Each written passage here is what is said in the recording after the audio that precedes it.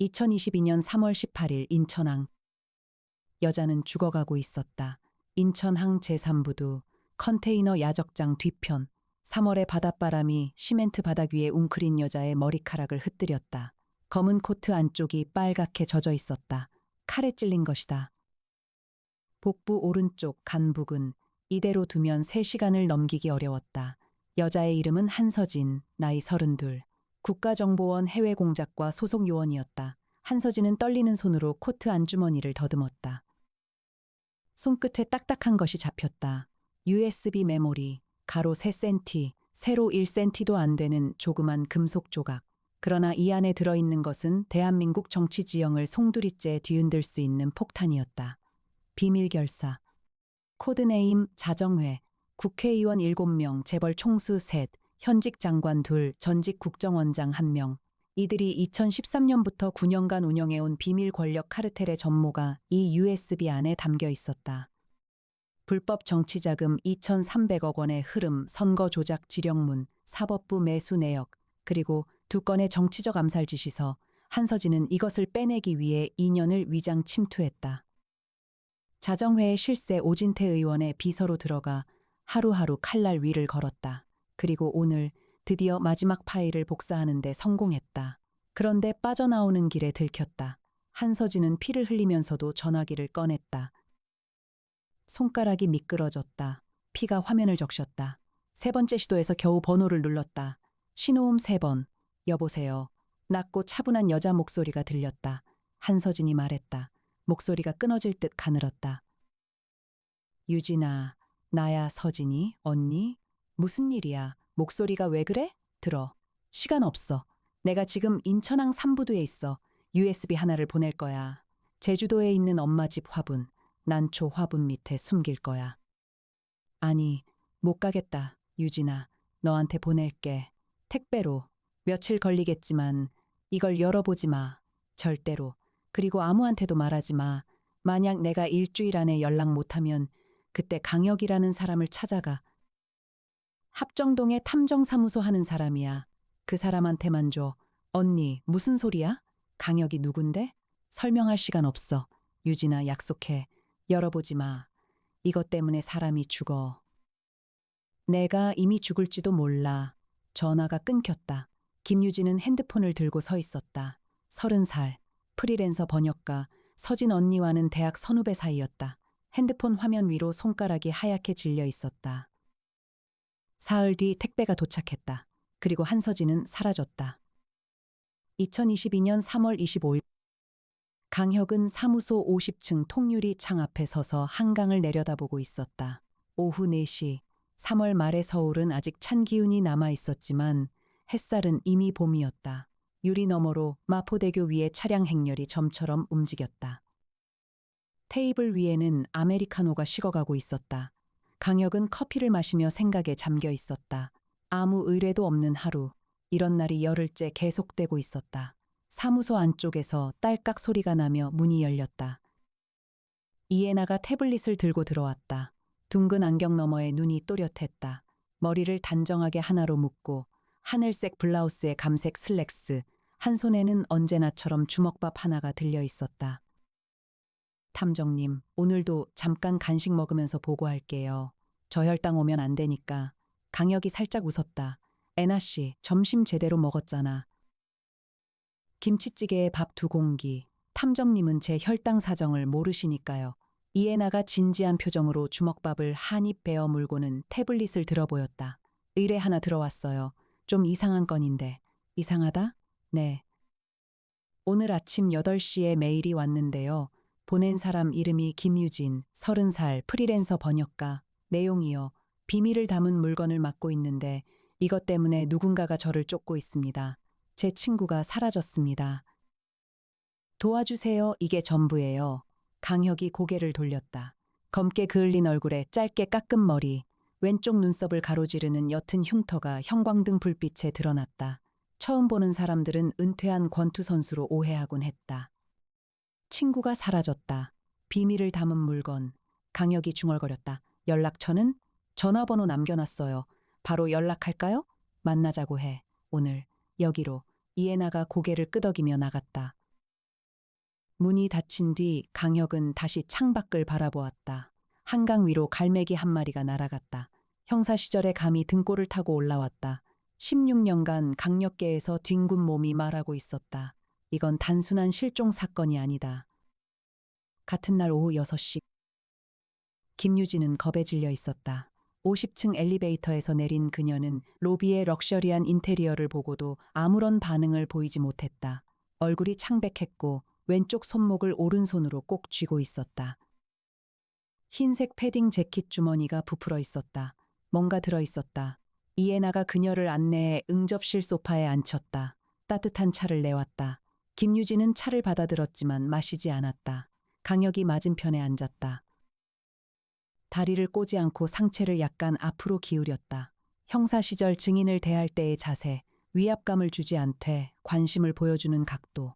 김유진 씨, 천천히 말해주세요. 김유진이 입을 열었다. 제 선배예요. 한서진 언니, 대학 때 영문과 선배, 졸업 후에 국가정보원에 들어갔어요. 일주일 전에 갑자기 전화가 왔어요. 목소리가 거의 죽어가는 것 같았어요. USB를 보내겠다고. 열어보지 말고 자기한테 연락이 없으면 강혁이라는 탐정을 찾아가라고. 강혁의 눈이 미세하게 좁아졌다. 그 선배분과 저 사이에 어떤 접점이 있는지 아십니까? 몰라요. 저도 처음 듣는 이름이었어요. 인터넷에 검색해서 여기를 찾은 거예요. USB는 받으셨고요. 김유진이 고개를 끄덕였다. 떨리는 손으로 주머니에서 무언가를 꺼냈다. 가로 3cm짜리 검은색 USB. 표면에 아무런 표시도 없었다. 강혁이 받아들지 않고 물었다. 열어보셨습니까? 아니요. 언니가 절지 말라고 했으니까. 그런데 왜 지금 여기 오셨습니까? 한서진 씨가 일주일 안에 연락 못하면 오라고 했다면서요. 김유진의 얼굴이 더 창백해졌다. 어제 누가 제 집에 들어왔어요. 강혁과 이해나가 동시에 시선을 모았다. 경찰에 신고는? 했어요. 그런데 도난당한 게 없다고, 가구가 옮겨진 흔적도 없고, 잠금 장치가 파손된 흔적도 없다고, 그냥 불안 심리로 치부하더라고요. 그런데 저는 알아요. 누가 들어왔다는 걸. 제 책상 위에 놓아둔 볼펜의 방향이 달랐어요. 저는 항상 뚜껑을 왼쪽으로 두는데 오른쪽으로 돌아가 있었어요. 강혁이 고개를 끄덕였다. 이것만으로 침입을 확신하기엔 부족했지만 겁에 질린 사람에게 증거 부족이라는 말은 하지 않는 것이 그의 방식이었다. 알겠습니다. USB는 저희가 맡겠습니다. 그리고 김유진 씨는 오늘부터 자택으로 돌아가지 마세요. 안전한 곳을 마련해 드리겠습니다. 김유진의 눈에 눈물이 고였다. 정말요? 비용은? 강혁이 손을 저었다. 비용 걱정은 하지 마세요. 애나 씨, 정희한테 연락해서 마포 쪽 안전가옥 준비해달라고. 이해나가 이미 핸드폰을 들고 있었다. 네, 이미 연락 중이에요. 강혁이 속으로 생각했다. 국정원 요원이 사라졌다. 비밀을 담은 USB, 누군가가 이 여자를 추적하고 있다. 그리고 그 국정원 요원은 나를 알고 있었다. 왜? 2022년 3월 26일. 다음 날 아침 9시 강혁 사무소 분석실. 송태풍 박사가 USB를 들여다보고 있었다. 45세 데이터 분석 전문가, 국방과학연구소 출신으로 컴퓨터 포렌식에 있어서는 국내 최고 수준이었다. 그 옆에 나정희가 서 있었다. 30대 중반의 조수인 나정희는 빼어난 미모와는 어울리지 않게 전자장비에 귀신같이 밝았다. 강혁 대표님, USB 암호화 수준이 장난 아닙니다. 송태풍 박사가 고개를 저었다. 군사급 이중 암호화예요. 국정원 내부 시스템에서 사용하는 것과 동일한 포맷입니다. 해독하려면 최소 이틀은 걸릴 겁니다. 이틀. 그 안에 뭐가 있는지 모른 채 이틀을 버텨야 한다는 거지. 강혁이 팔짱을 꼈다. 이해나가 태블릿을 들고 다가왔다. 탐정님, 한서진 관련해서 공개된 정보를 정리했어요. 2018년 국가정보원 입사, 해외 공작과 소속, 2020년부터 2022년까지 행적불명. 공식적으로는 해외 파견 중인 것으로 처리되어 있어요. 해외 파견이 아니라 위장 침투였겠지. 아마도요. 그리고 한 가지 더. 이해나가 화면을 넘겼다. 한서진의 국정원 입사 당시 신원보증인 오진태. 강혁의 눈이 번뜩였다. 오진태? 여의도 오진태? 네. 현재 여당 삼선 의원. 국회 정보위원회 위원장, 정보위원회 위원장이 한서진의 신원 보증인이라 강혁이 혼잣말처럼 중얼거렸다. 그리고 한서진은 사라졌다. 이때 강혁의 핸드폰이 울렸다. 화면에 형이라는 글자가 떴다. 강혁이 받았다. 형, 무슨 일이야? 강민혁의 목소리가 들렸다. 검찰청 고위 간부인 형의 목소리는 평소보다 한 톤 낮았다. 혁아, 지금 통화 가능하냐? 응, 말해. 한서진이라는 국정원 요원 알아? 강혁이 멈칫했다. 방금 그 이름 접했는데 형은 어떻게? 오늘 아침에 인천 해경에서 연락 왔다. 인천항 삼부두 인근 해안에서 여성 시신 하나가 올라왔어. 신원 미상. 그런데 옷에서 나온 직원증 잔해에 국가정보원 마크가 있었어. 검찰로 이첩될 예정인데 혁아, 이거 뭔가 냄새가 심하게 난다. 강혁의 턱이 굳었다. 형, 그 시신 확인 가능해? 검시 결과 나오면 알려줄게. 그런데 혁아, 너 지금 이 건에 관여하고 있는 거야? 방금 시작했어. 조심해라. 이건 물이 깊을 수 있어. 전화가 끊겼다. 강혁이 이해나를 바라보았다.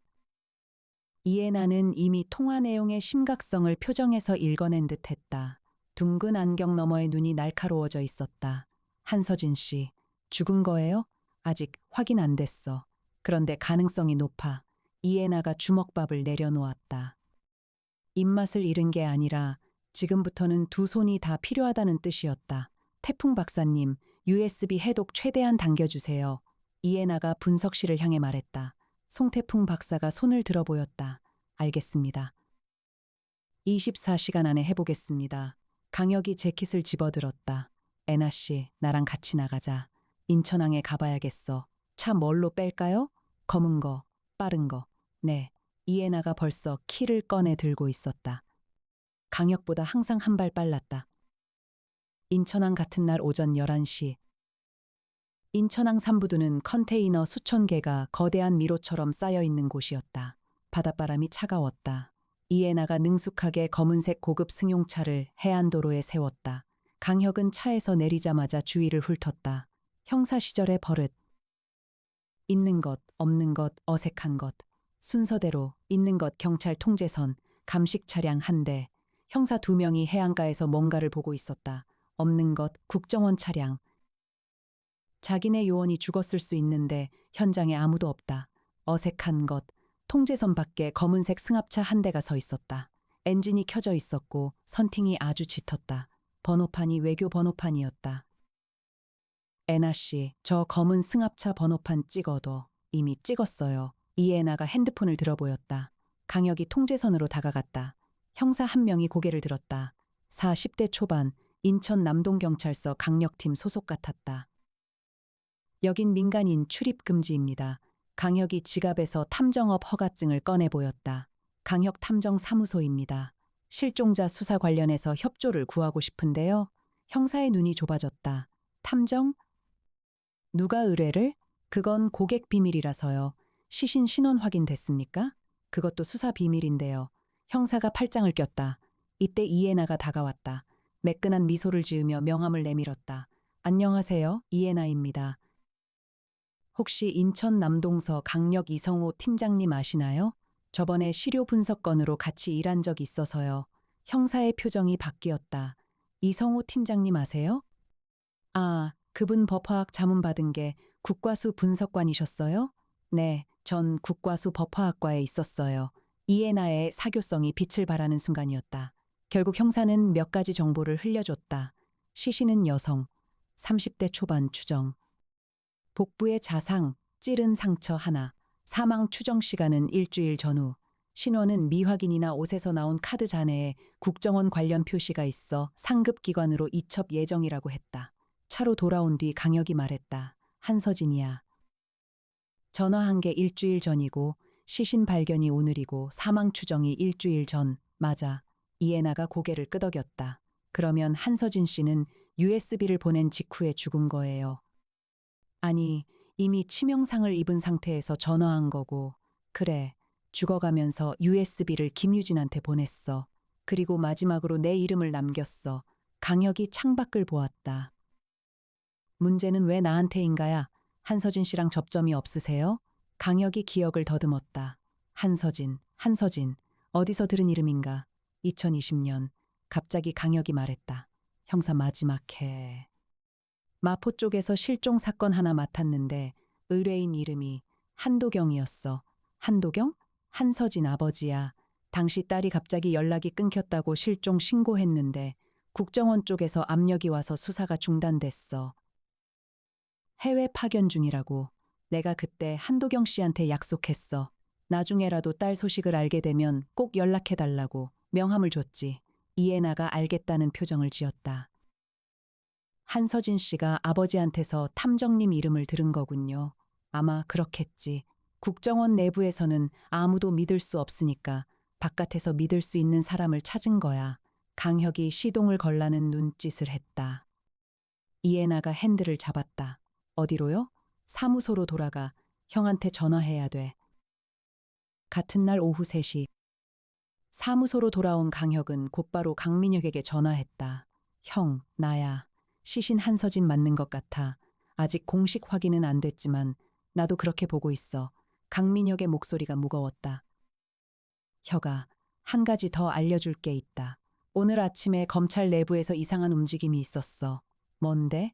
인천항 시신 건에 대해서 위에서 조용히 처리하라는 지시가 내려왔어. 정식 수사 지휘가 아니라 비공식 구두 지시야. 강혁의 표정이 굳어졌다. 누가 지시했어? 확인 중이야. 그런데 혁아, 이게 검찰 내부만의 문제가 아닌 것 같아. 국정원도 움직이고 청와대 쪽에서도 뭔가 신경 쓰는 기색이 있어. 형, 오진태라는 국회의원 알아? 잠시 침묵이 흘렀다. 오진태? 정보위원장? 왜 그 이름이 나오는 거야? 한서진의 국정원 입사 신원 보증인이야. 그리고 한서진이 죽기 전에 빼돌린 USB에 아마 오진태 관련 내용이 들어있을 거야. 강민혁이 깊게 한숨을 쉬었다. 혁아, 오진태는 보통 상대가 아니야. 여의도에서 삼선인데 국회 정보위원장이면 국정원 위에 있는 거나 마찬가지거든. 그리고 그 밑에 인맥이 상상을 초월해. 재벌, 사법부, 언론 전부 다. 알아. 그래서 위험한 거지. 조심해라. 나도 안에서 최대한 알아볼 테니까. 그런데 혁아, 이건 진짜 위험할 수 있어. 형사 시절 사건이랑은 차원이 달라. 알아, 형. 걱정 마. 전화를 끊고 강혁이 돌아서자 이해나가 화이트보드 앞에 서 있었다. 보드에는 이미 인물 관계도가 그려져 있었다. 한서진 국정원 요원 사망 김유진, 한서진의 후배 USB 보유자 오진태, 여당 삼선 의원 정보위원장, 한서진 신원 보증인 자정의 미확인 비밀 조직 추정, 이해나가 말했다. 탐정님, 여기서 가장 큰 의문은요. 한서진 씨가 왜 USB를 국정원 내부가 아니라 민간인 김유진한테 보냈느냐예요. 강혁이 고개를 끄덕였다. 내부가 오염됐기 때문이지. 자기가 파고들던 조직의 뿌리가 국정원 안에까지 뻗어 있었으니까. 그러면 우리도 국정원을 믿으면 안 된다는 거잖아요. 맞아. 경찰도 마찬가지야. 검찰도 형이 있으니까 그나마 낫지만 형도 조심해야 해. 이해나가 안경을 고쳤었다. 그러면 우리 둘이서, 아니 사무소 인력만으로 대한민국 최대 권력형 비밀 조직을 상대해야 한다는 건데요. 강혁이 입꼬리를 올렸다. 형사 시절에 보여줬던 사건이 어려울수록 오히려 불타오르는 그 표정이었다. 그래서 재밌는 거지. 이해나가 한숨을 쉬었지만 입가에도 미세한 미소가 번졌다. 네, 탐정님이 가시면 저도 가야죠. 3월 27일부터 4월 1일까지. 이틀 뒤 송태풍 박사가 USB 해독에 성공했다. 내용은 상상을 초월했다. 파일은 총 173개. 문서 파일, 녹음 파일, 사진 파일. 2013년부터 2022년까지 9년치 기록이었다. 조직의 이름은 자정회. 자정은 밤 12시를 뜻했다. 모임이 항상 밤 12시에 이루어졌기 때문이었다. 구성원 목록은 이랬다. 여당 의원 4명, 야당 의원 3명, 재벌 총수 3, 현직 장관 2, 전직 국정원장 1명, 현직 고위경찰 1명, 대형 로펌 대표 1명, 총 15명, 꼭대기에 오진태 의원이 있었다. 이 조직이 9년간 해온 일의 목록, 불법 정치자금 조성 및 세탁 2,300억 원, 2016년과 2020년 두 차례의 선거에서 조직적 여론 조작 및 투표함 교체, 법원 판사 3명에 대한 매수. 그리고 두 건의 암살. 2018년 자정회의 존재를 눈치챈 기자 한 명이 자택에서 자살로 위장 처리되었다. 2020년 내부 고발을 시도한 전직 정보원 한 명이 교통사고로 사망했다. 두 건 모두 당시에는 단순 자살과 사고로 결론났다.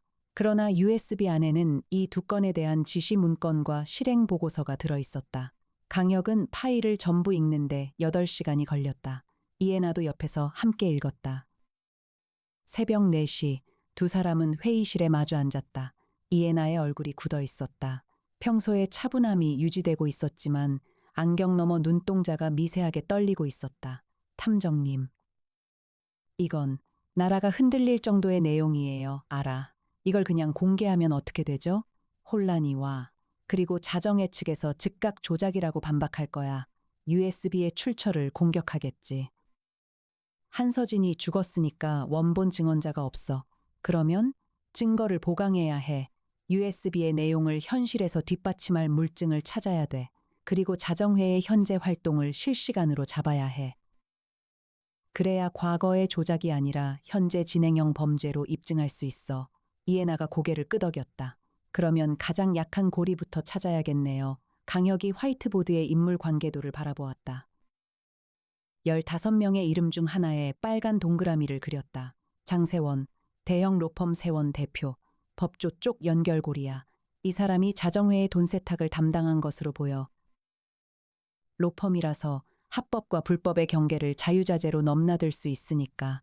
어떻게 접근하죠? 강혁이 웃었다. 의뢰인으로 가는 거지. 우리가 의뢰인이 되는 거야. 4월 3일. 그러나 적도 움직이고 있었다. 4월 3일 아침 강혁 사무소에 예고 없는 방문자가 찾아왔다. 양복을 말끔하게 차려입은 40대 남자. 명함을 내밀었다. 국가정보원 국내파트 기획관 박성준. 나정희가 응대하여 회의실로 안내했다. 강혁이 들어갔을 때 박성준은 이미 커피를 마시고 있었다.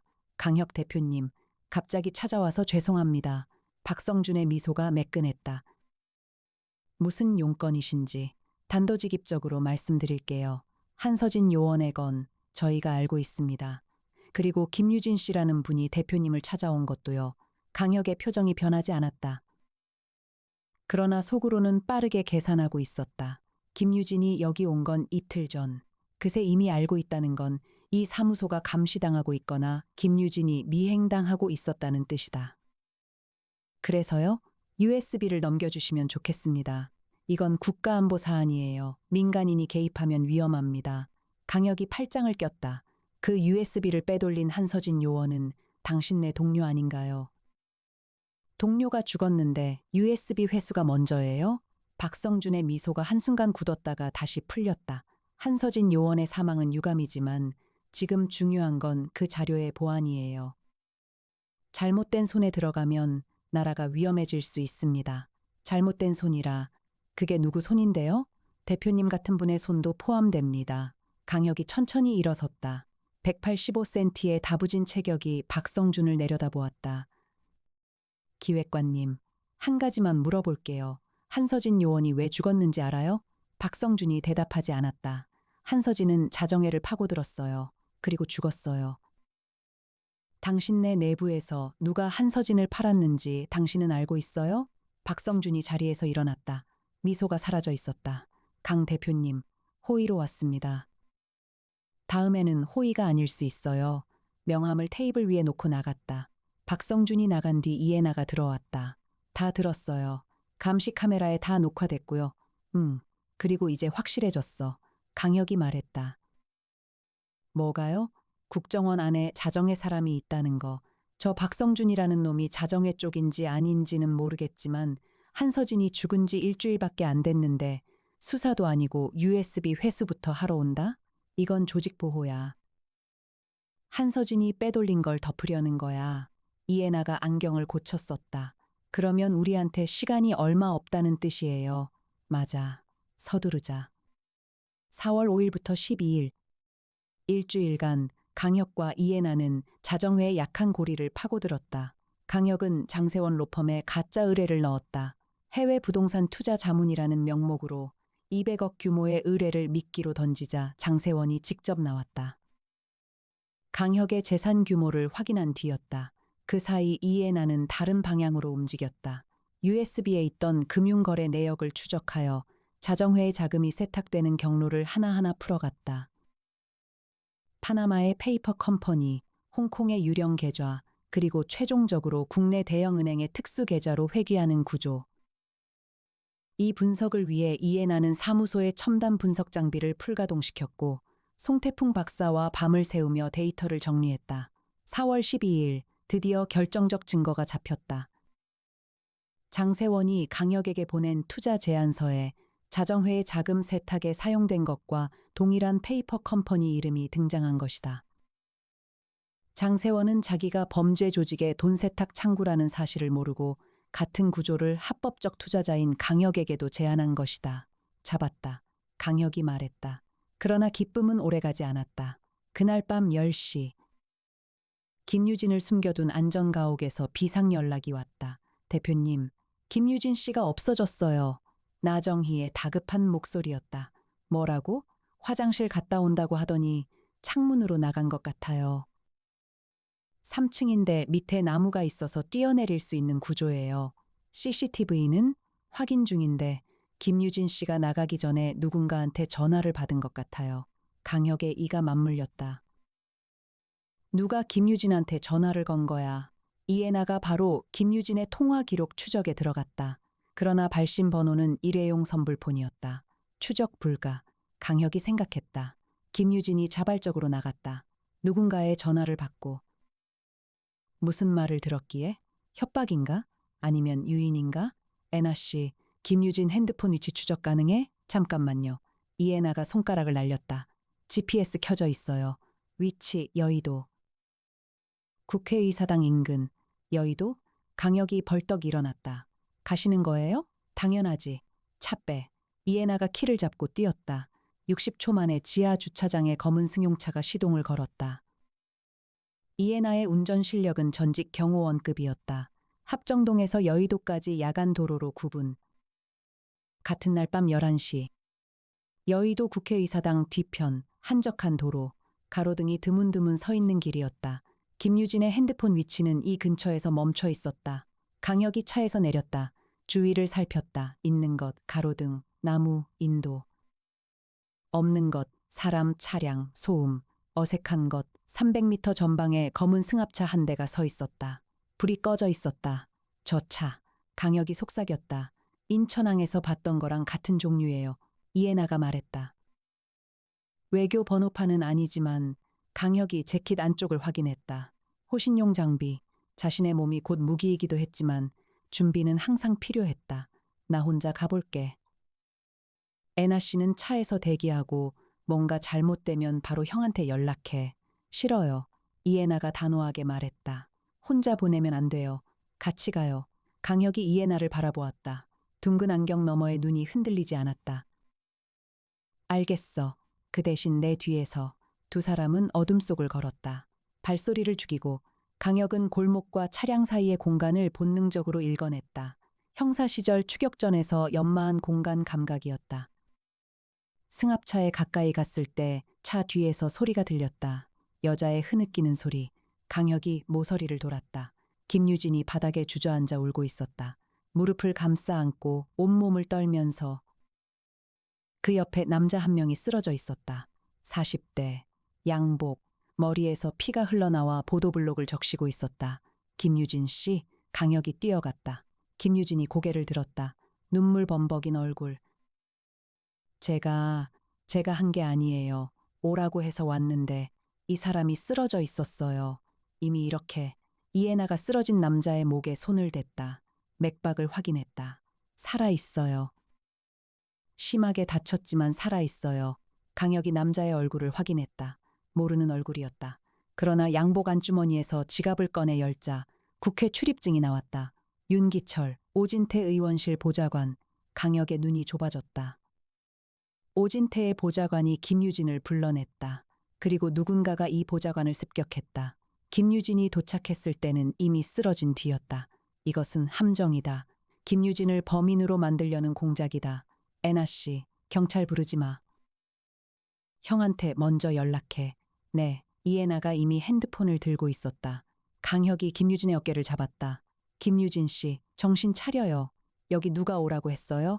전화가 왔어요. 한서진 언니 목소리였어요. 유진아, 나야, 살아있어. 여의도로 와줘. 그래서 강혁의 얼굴이 굳었다. 한서진의 목소리, 한서진은 이미 죽었다. 목소리를 합성한 것이다. 딥페이크 음성 기술을 사용해서 이건 보통 조직이 아니다. 4월 13일 새벽. 강민혁이 30분 만에 현장에 도착했다. 검찰 수사관 2명과 함께 윤기철 보좌관은 구급차에 실려갔고 김유진은 강혁 사무소로 데려갔다. 새벽 2시 사무소 회의실. 강민혁이 말했다. 혁아, 이건 조작이야. 김유진을 범인으로 만들려는 시나리오야. 윤기철이 깨어나면 김유진이 때렸다고 증언하도록 짜여져 있을 거야. 나도 그렇게 봐. 그런데 형, 왜 이렇게까지 하는 거지? USB는 이미 우리 손에 있는데 USB가 중요한 게 아니라 이건을 추적하는 너를 무력화시키려는 거야. 내 의뢰인인 김유진이 폭행 혐의로 잡혀 들어가면 증인도 없어지고 내 정당성도 흔들리니까 이해나가 끼어들었다. 그런데 이번 건으로 오히려 한 가지가 분명해졌어요. 두 형제가 이해나를 바라보았다. 윤기철이 오진태 보좌관이라는 거요. 자정회 쪽에서 직접 사람을 내보냈다는 뜻이에요. 윤기철을 조사하면 오진태까지 연결되는 고리를 찾을 수 있어요. 강혁이 고개를 끄덕였다. 맞아. 저기 실수한 거야. 공격을 하면서 자기 꼬리를 노출시킨 거야. 강민혁이 일어섰다. 내가 윤기철 쪽을 파볼게. 병원에서 깨어나면 비공식으로 진술을 확보할 수 있어. 고마워, 형. 고맙긴. 동생 일인데. 강민혁이 나갔다. 강혁과 이해나만 남았다. 새벽 3시. 창밖으로 서울의 야경이 반짝이고 있었다. 이해나가 커피를 2잔 내왔다. 강혁 앞에 하나를 놓고 맞은편에 앉았다. 탐정님, 피곤하시죠? 괜찮아, 거짓말. 이해나가 작게 웃었다. 눈 밑에 그늘 졌잖아요. 강혁이 커피를 홀짝였다. 애나 씨야말로 안 피곤해? 저는 괜찮아요. 저혈당만 안 오면 사흘은 버텨요. 이해나가 진지하게 말했다. 강혁이 피식 웃었다. 이 사람은 이런 순간에도 저혈당 타령이다. 그런데 그게 좋았다. 이 사람 곁에 있으면 아무리 무거운 사건 속에서도 숨 쉴 틈이 생긴다. 애나 씨, 네, 고마워. 이런 위험한 일에 같이 뛰어들어줘서 이해나의 귀가 미세하게 빨개졌다. 그러나 목소리는 여전히 차분했다. 탐정님이 가시는 곳이면 어디든 가야죠. 제가 안 가면 탐님 누가 챙겨요. 두 사람의 시선이 잠시 마주쳤다. 찰나의 침묵, 그 침묵 안에 서로에 대한 마음이 말해지지 않은 채 떠돌았다. 이해나가 먼저 시선을 돌렸다. 자, 그러면 내일 계획을 세워야죠. 강혁도 고개를 돌렸다. 그래, 내일. 4월 15일부터 22일. 일주일이 더 지났다. 그 사이 벌어진 일들을 정리하면 이렇다. 첫째, 윤기철 보좌관이 의식을 회복했다. 강민혁이 비공식으로 접촉한 결과 윤기철은 처음에는 기억이 없다고 했으나 강민혁이 자정회의 이름을 언급하자 얼굴이 하얗게 질렸다. 결국 윤기철은 자신이 오진태의 지시로 김유진을 유인했으며 현장에서 자정회 소속 다른 인원에게 습격당한 것이라고 자백했다. 자정회 입장에서는 보좌관도 일회용이었던 것이다. 둘째, 이해나와 송태풍 박사가 자금 흐름 분석을 완료했다. 자정회의 비밀 자금 2,300억 원이 최종적으로 흘러들어간 곳은 3개의 국내 대형 건설사였다. 이 건설사들은 모두 자정회 구성원인 재벌 총수들의 계열사였다. 실질적으로는 정치 자금을 건설 투자금으로 위장 세탁한 것이었다. 셋째, 강혁이 장세원 로펌 대표를 만나 본격적으로 압박을 시작했다. 장세원은 자신이 덫에 걸렸다는 것을 깨달았을 때 겁에 질려 모든 것을 토해냈다. 자정회의 실체, 모임 장소, 모임 방식, 그리고 다음 모임의 일시와 장소, 4월 23일 밤 12시. 서울 강남구 삼성동의 한 회원제 프라이빗 클럽, 자정회의 정기 모임이 예정되어 있었다. 강혁은 결정했다. 그 자리를 급습한다. 녹음과 녹화를 확보하고 현행범으로 잡는다. 그러나 문제가 있었다. 경찰을 쓸 수 없었다. 자정회에 현직 고위 경찰이 포함되어 있으니까 검찰도 완전히 믿을 수는 없었다. 강민혁 개인은 믿을 수 있지만 검찰 조직 전체는 아니었다. 결국 강혁이 내린 결론은 이랬다. 자기 사무소 인력으로 증거를 확보하고 그것을 동시에 언론과 검찰과 국회에 동시 공개한다. 어느 한 곳에만 주면 묻힐 수 있지만 동시에 터뜨리면 막을 수 없다. 애나 씨, 드론 준비해. 소형 촬영 드론이랑 도청 장비, 송 박사님한테는 실시간 스트리밍 시스템 세팅해달라고 하고 정희 씨한테는 언론사 리스트 정리해달라고 이에나가 체크리스트를 작성하기 시작했다. 헬기는요? 대기시켜놔. 만약 상황이 안 좋아지면 빠져나올 수단이 필요하니까. 탐정님, 이에나가 펜을 멈추고 강혁을 바라보았다. 위험해요. 상대가 15명이고 그 뒤에 경호 인력도 있을 거예요. 알아. 그래도 가시는 거죠? 강혁이 고개를 끄덕였다.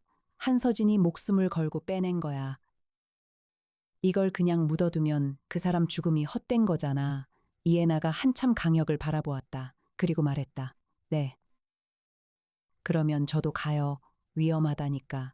저 운전 안 하면 탐정님 어떻게 빠져나오실 건데요. 강혁이 웃었다. 그건 그렇지. 4월 23일 밤 11시 45분. 강남 삼성동. 한적한 골목 안의 고급 건물. 외관은 평범한 회원제 클럽처럼 보였으나 내부에는 방음시설과 보안 장비가 갖춰져 있었다. 강혁은 건물 맞은편 200m 거리의 빌딩 옥상에 있었다. 이에나가 드론을 조종하고 있었다. 소형 촬영 드론 2대가 이미 클럽 건물 위에 떠 있었고 마이크로 도청 장비가 장세원을 통해 내부에 설치되어 있었다. 사무소에서는 송태풍 박사가 실시간 영상과 음성을 녹화하고 있었다. 나정희는 주요 언론사 기자 8명에게 자정 12시 30분에 긴급 자료가 전송될 예정이라는 예고 문자를 보내놓은 상태였다. 강민혁은 검찰 특수부 수사관 10명과 함께 건물 500m 밖에서 대기하고 있었다. 증거가 확보되는 즉시 진입할 준비였다. 밤 12시 클럽 내부에서 모임이 시작되었다. 도청 장비를 통해 음성이 흘러나왔다. 자정회 정기회합을 시작하겠습니다. 오진태의 목소리였다. 낮고 권위적인 음성. 오늘 안건은 2가지입니다. 첫째, 한서진 건의 마무리, USB 회수 실패에 대한 대책. 둘째, 내년 대선을 앞둔 자금 배분. 강혁의 귀에 헤드셋을 통해 이 모든 것이 실시간으로 전달되고 있었다. 탐정님 음성 선명하게 잡히고 있어요. 영상도 완벽해요. 이에나가 속삭였다. 좋아. 계속 녹화해. 오진태의 목소리가 이어졌다. 한서진이 빼돌린 자료는 현재 강혁이라는 민간 탐정이 보유하고 있습니다. 이 탐정을 제거하는 방안을 논의해야 합니다. 다른 목소리가 끼어들었다. 물리적 제거요? 필요하다면. 오진태가 차갑게 말했다. 강혁의 입꼬리가 올라갔다. 물리적 제거를 모의하는 발언까지 녹음됐다. 이것은 살인 모의의 증거다. 애나 씨, 충분해. 전송 시작해 이에나가 고개를 끄덕이며 태블릿을 조작했다. 영상과 음성 파일이 동시에 전송되었다. 언론사 8곳, 강민혁의 검찰팀, 그리고 국회 법사위원장에게 동시에 강혁이 무전으로 강민혁에게 알렸다. 형, 증거 확보 완료. 알겠다. 간다. 5분 뒤 검찰 특수부 수사관들이 클럽 정문으로 돌입했다. 동시에 강혁은 뒷문으로 진입했다. 만약 누군가 빠져나오려 한다면 그쪽일 것이기 때문이었다. 예상대로였다. 뒷문이 열리며 2명의 남자가 뛰어나왔다. 한 명은 정체불명의 경호원, 다른 한 명은 오진태 본인이었다. 강혁이 길을 막아섰다. 185cm, 75kg의 다부진 체격. 어둠 속에서도 눈썹에 흉터가 드러났다. 어디 가시나요, 오 의원님? 오진태의 얼굴이 일그러졌다. 옆에 경호원이 주먹을 날렸다. 강혁이 왼쪽으로 고개를 꺾어 피한 뒤 상대의 팔을 잡아 비틀었다. 뼈가 꺾이는 소리가 났다. 경호원이 바닥에 쓰러졌다. 오진태가 뒤로 물러섰다. 네가 강혁이냐? 네, 강혁입니다. 한서진이 목숨 걸고 보낸 USB 잘 받았습니다. 오진태의 얼굴에서 핏기가 빠졌다. 그때 검찰 수사관들이 뒤에서 달려왔다. 강민혁의 목소리가 들렸다. 오진태 의원, 살인교사 및 정치자금법 위반 혐의로 긴급 체포합니다. 수갑이 채워졌다. 2022년 5월 1일 자정회의 체포는 대한민국을 뒤흔들었다. 15명 중 11명이 당일 체포되었고 나머지 4명은 도주를 시도했으나 사흘 안에 모두 검거됐다. 언론은 폭발했다.